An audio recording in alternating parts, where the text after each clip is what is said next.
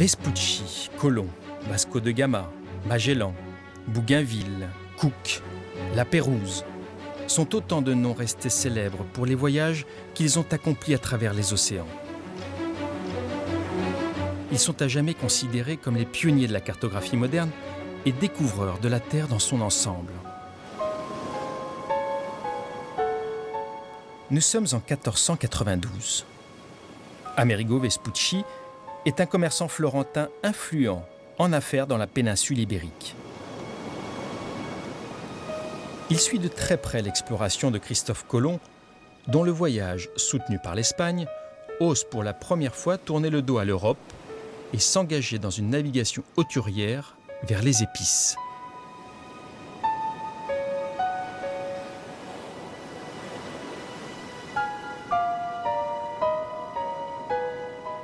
Au bout de 66 jours de haute mer, Christophe Colomb découvre une terre dont il affirme que les habitants sont des Indiens, persuadés d'avoir atteint les îles qui annoncent le continent asiatique. La carte vers l'ouest commence à s'enrichir de nouveaux tracés. La nouvelle retentit comme un coup de tonnerre au Portugal, qui à son tour veut explorer cette voie. Christophe Colomb pour l'Espagne est toujours en train de se perdre dans les îles Caraïbes et bute sur l'isthme de Panama.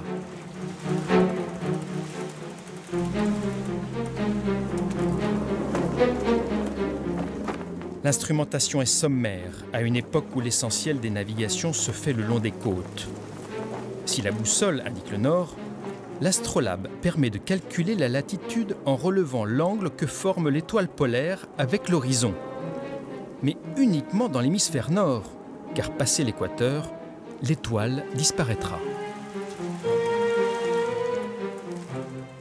Les Portugais avaient déjà une longueur d'avance sur les Espagnols dans l'art de la navigation grâce à leurs nombreux voyages autour de l'Afrique jusqu'en Inde. Mais le calcul de la longitude demeurait un mystère pour tous, comme le moyen de lutter contre le scorbut, le froid, l'eau souillée.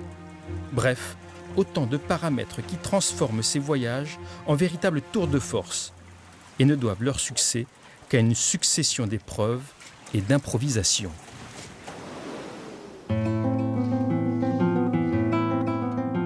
De retour en Europe, Amerigo Vespucci rédige quelques lettres qui attestent de son embarquement avec une flotte portugaise et surtout y consigne ses observations qui révèlent à l'Europe son nouveau pressentiment.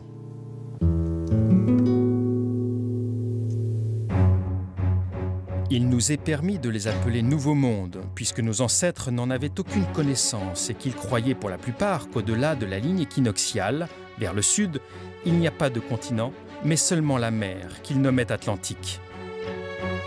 Ceux qui pensaient possible qu'il existât un continent réfutaient l'idée qu'il fût une terre habitable. Mais cette affirmation est absolument fausse.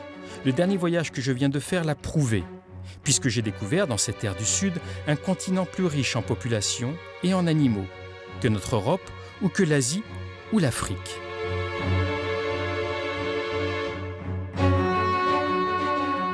Comme tous les rapports des explorateurs, cette lettre finira entre les mains du très officiel cartographe Waldseemüller, en charge d'asseoir les contours des cartes, sans cesse remaniées.